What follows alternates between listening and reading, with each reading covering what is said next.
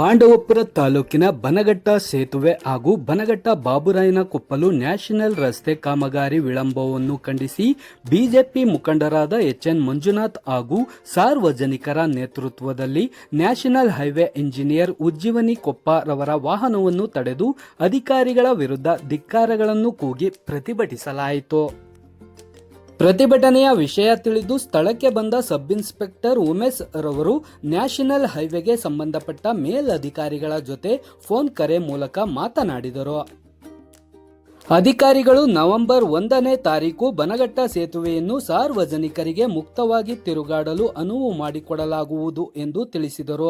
ಇದಕ್ಕೆ ಸ್ಪಂದಿಸಿದ ಪ್ರತಿಭಟನಾಕಾರರು ಬನಘಟ್ಟ ಸೇತುವೆಯನ್ನು ದುರಸ್ತಿಪಡಿಸಿ ನವೆಂಬರ್ 1ರಂದು ಸಾರ್ವಜನಿಕರಿಗೆ ಸೇತುವೆ ಮೇಲೆ ತಿರುಗಾಡಲು ಅನುವು ಮಾಡಿಕೊಡದಿದ್ದರೆ ನವೆಂಬರ್ 2ರಂದು ಬನಘಟ್ಟ ಹಳೆ ಸೇತುವೆ ತಡೆದು ಉಗ್ರ ಪ್ರತಿಭಟನೆ ಮಾಡಲಾಗುವುದು ಎಂದು ಎಚ್ಚರಿಕೆ ನೀಡಿದ್ದಾರೆ. Shakti news Kannada TV news bureau Madhu B Gowda Beerashettahalli. 27ನೇ ತಾರೀಕುವರೆಗೂ ನಾವು ರೈತರು ನೀವು ಹೇಳೋದಕ್ಕೆಲ್ಲ ಒಪ್ಕೊಂಡಿದ್ದೀವಿ. ಅವತ್ತು ನಾನೇನು ಹೇಳಿದೆ, ವಿಡಿಯೋ ಕ್ಲಿಪ್ಪಿಂಗ್ಸ್ ತೋರಿಸ್ಲಾ, ನಿಮ್ಮ ಮಾತನ್ನ ನಂಬಲ್ಲ, ರೈತರು ಒಪ್ತಾ ಇಲ್ಲ, ನಿಮ್ಮ ಪರವಾಗಿ ಯಾರೋ ಒಪ್ಕೋಬೇಕು, ಇಲ್ಲ ಸಬ್ ಇನ್ಸ್ಪೆಕ್ಟರ್ ಒಪ್ಕೋತಾರೆ, ಯಾರೋ ಒಪ್ಕೋತಾರೆ ಅಂತ ನೀವು ಸಬ್ ಇನ್ಸ್ಪೆಕ್ಟರ್ನ ಉಮೇಶ್ ಅವರು ಜವಾಬ್ದಾರಿ ಕೊಟ್ರಿ.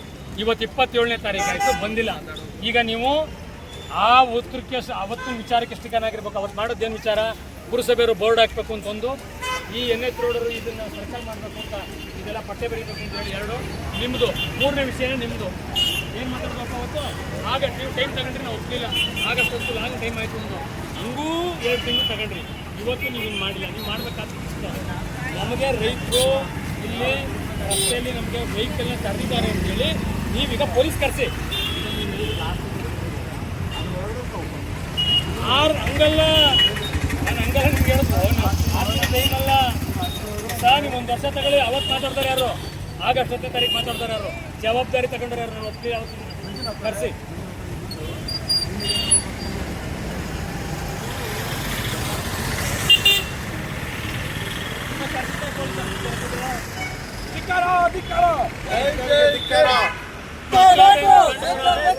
ಹೇಳೋರು ಕೇಳೋರು ಯಾರು ಇಲ್ಲ ಅಂತ.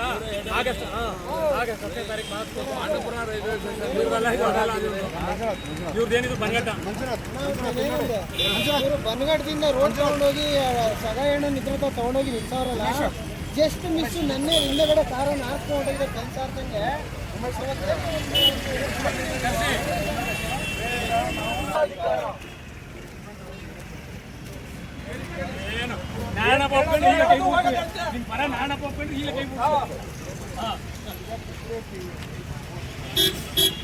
ಕುಮಾರಸ್ವಾಮಿ ಅವ್ರ ಮಾತು ಒಪ್ಪಡಿ.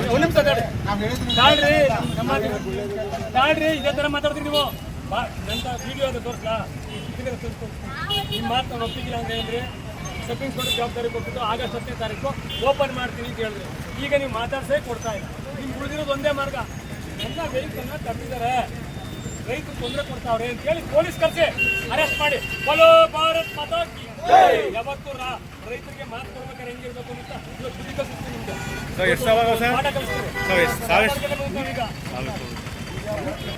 ಸಾವು 6ರಿಂದ 10 ಸಾವಾಯ್ತು ಸರ್. ಅಲ್ಲಿ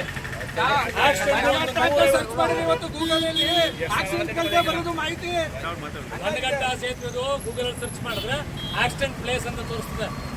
ಈಗಾಗಲೇ 10ಕ್ಕಿಂತ ಹೆಚ್ಚು ಸಾವಾಗೈತೆ. ಒಂದು 150 ಆಕ್ಸಿಡೆಂಟ್ ಆಗೈತೆ. ಮೊನ್ನೆ ಒಂದು ಆಕ್ಸಿಡೆಂಟ್ ಆಯಿತು. ಎಂಥದ್ದಾಗೈತೆ ಅಂದರೆ ಈ ಪೊಲೀಸು ಬರೋದಿಲ್ಲ.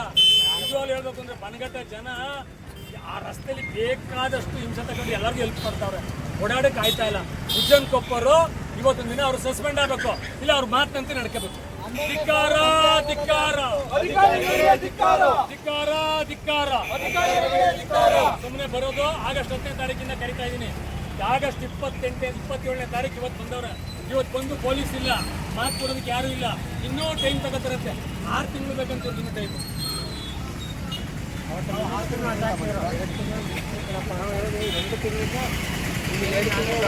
ಬೆಳಿಗ್ಗೆ 5 ವರ್ಷದಿಂದ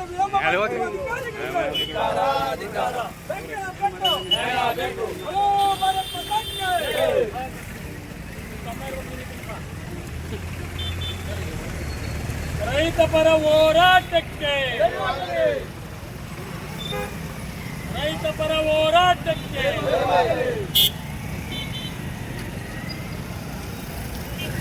ಸತೀಶ್ ಕೊಟ್ಟರಿಗೆ ನಾವೀಗ ಅವ್ರು ಏನ್ ಹೇಳ್ತಾರ ಪಕ್ಕ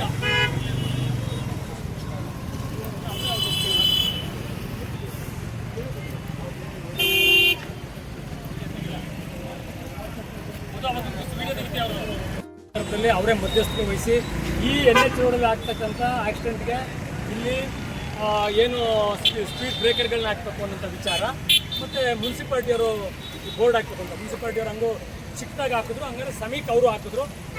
ಇವರು ಇಲ್ಲಿ ಏನು ಮಾಡಬೇಕು ಅದನ್ನು ಮಾಡಿದ್ದಾರೆ. ಇನ್ನು ಸ್ವಲ್ಪ ಇನ್ನೂ ಒಂದು 2-3 ಕಡೆ ಹಿರಿಮಳ್ಳಿ ಅಡ್ಡ ರೋಡು, ಹಳ್ಳಿ ಅಡ್ಡ ರೋಡ್ ಹತ್ರ 2 ಕಡೆ ಮಾಡಬೇಕು ಅಂತ ಹೇಳೈತೆ. ಅದು ಮಾಡಿಲ್ಲ ಹಾಕ್ಬಿಟ್ರೆ. ಮೂರನೇ ವಿಷಯ, ಉಜ್ಜನಕೊಪ್ಪ ಇಂಜಿನಿಯರ್ ಅವ್ರನ್ನ ನಾವು ಕೇಳಿದಾಗ ಆಗಸ್ಟ್ 10ನೇ ತಾರೀಕಿಗೆ ಮಾಡ್ತೀನಿ ಇದ್ರು. ಅವಾಗ ನಾವು ಯಾರು ಒಪ್ಪಿಲ್ಲ.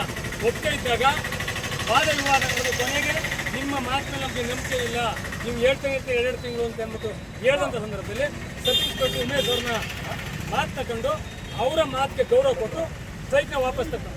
ನಿಜ ಅಲ್ವಪ್ಪ? ಒಪ್ಪಿಗೆ ತಾನೆ?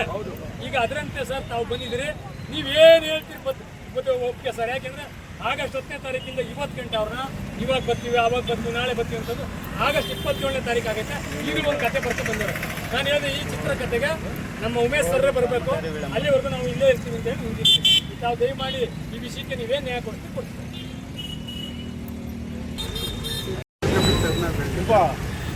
ಇದು 37ರಲ್ಲಿ ನಮಗೆ ಮಿನಿಸ್ಟ್ರಿಯಿಂದ ಒಂದು ಅಪ್ರೋಚ್ 37 ಅದನ್ನು ನಾವು ಕನ್ಸರ್ನ್ ಕಾಂಟ್ರಾಕ್ಟರ್ಗೆ ಹ್ಯಾಂಡಲ್ ಮಾಡಿದ್ದೀವಿ.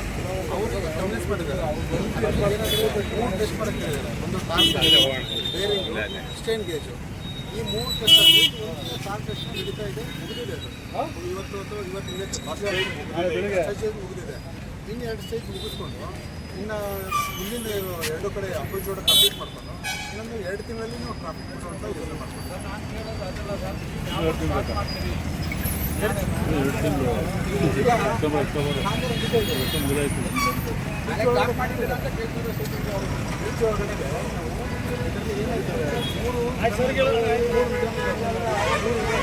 ಸರ್ ಏನು ಸರ್ ನೀವು ಹೇಳಕ್ಕೆ ಆಗಸ್ಟ್ 10 ಒಪ್ಪಿಗೆ ಸರ್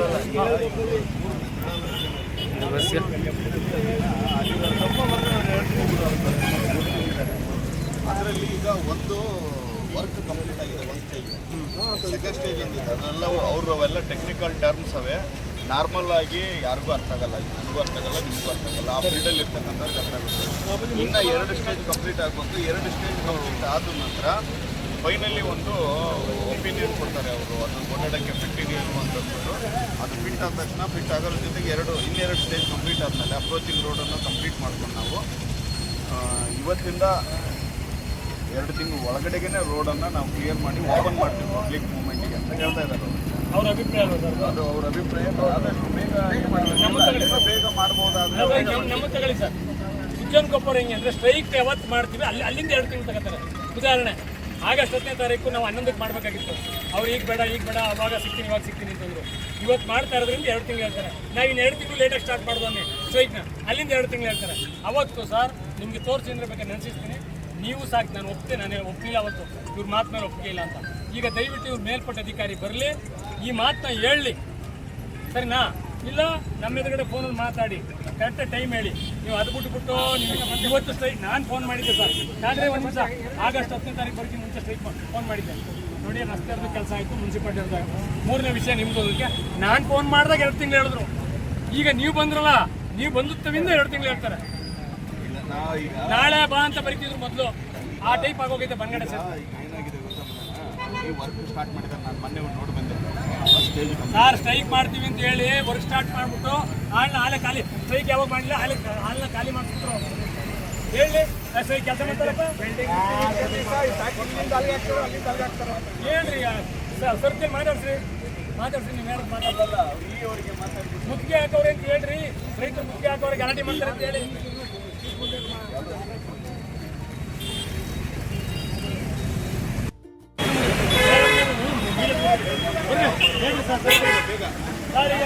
ನಾವೇನಿಲ್ಲ ಇಲ್ಲಿ ಈಗ ಅವತ್ತು ನಿಮ್ಮ ಎದುರುಗಡೆ ಒಪ್ಕೊಂಡ್ರು, ಇವತ್ತು ಈ ಎದುರು ಮಾತಾಡೋರು ನಿಮ್ಮ ಎದುರುಗಡೆ ಒಪ್ಕೊಳ್ಳಿ. ಮಾತಂತೆ ನಡ್ಕೊಳ್ಳೋಕೆ ಮಾತಾಡಿ ಸರ್. ನಾನು ನಿಮಗೆ ಜವಾಬ್ದಾರಿ ಈಗ ಮತ್ತೆ ಅವತ್ತಿಂದ ಮಾಡಿದ್ರೆ ನೀವು